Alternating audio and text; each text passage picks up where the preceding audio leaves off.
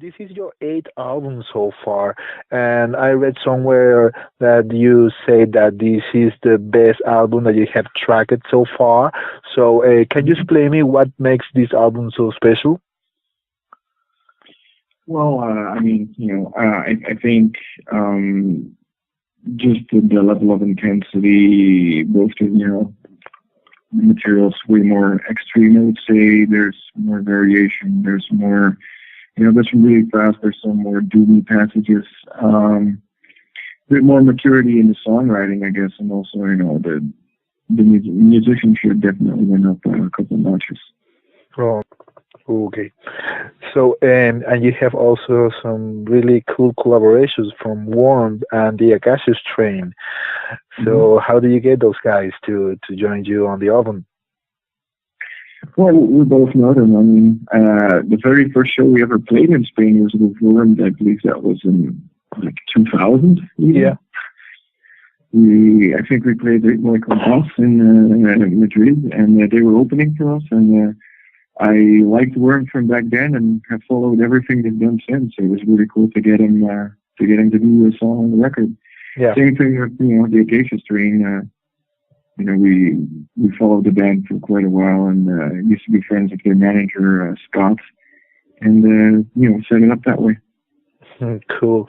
So, and if you have to take the Necrotic Manifesto and you have to compare it to another five bands, the sound on the album, if you have to compare it to another five bands that were influential for you in your youth, which bands would you mention? I'd say um, Carcass, Suffocation, Cryptopsy, uh, Entombed, Yeah. and Brutal Truth, maybe. Cool. And another thing that impressed me of your releases always is the cover artwork. Hmm. It's really, really amazing. In this time, you were with Par Olofsson. So I was wondering if the band always collaborates with the artist, like in the creative process, or you just left for the artist to do all the work? No, I mean we're always pretty hands-on with everything which is concerned the artwork. That's more or less my department. So Yeah. basically, I gave Carl a rough brief, and he came up with some ideas, and then he made some sketches. I made him change some stuff, and then he finished it by himself. Oh, okay, great.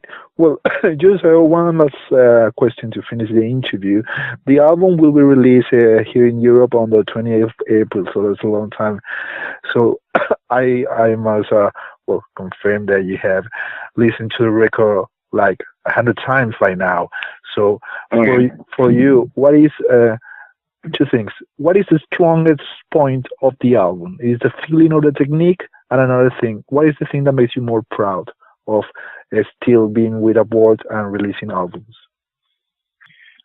It's both. I mean, because there is some technique there, obviously, but it's always mainly about the songwriting. Always has been for us. We're really paying a lot of attention to the flow of the songs, making sure there's tempo changes to keep things interesting, enough different beats, and trying to add as much variation as possible. I'd say like the strengths are that it's really extreme, but it's not linear all the time Yeah. in my opinion. And what makes me proud of still being doing this is, it's great to just be traveling around and meeting new people and playing really cool shows in front of people that are really into it, along with these, four friends of mine. Great. Do you think that there will be a time when you get sick of tired of playing this kind of music, or do you think that that won't happen? Never. I don't think I'll ever get tired of this type of music. I think, at some point life will happen, but, that happens to everybody. Yeah.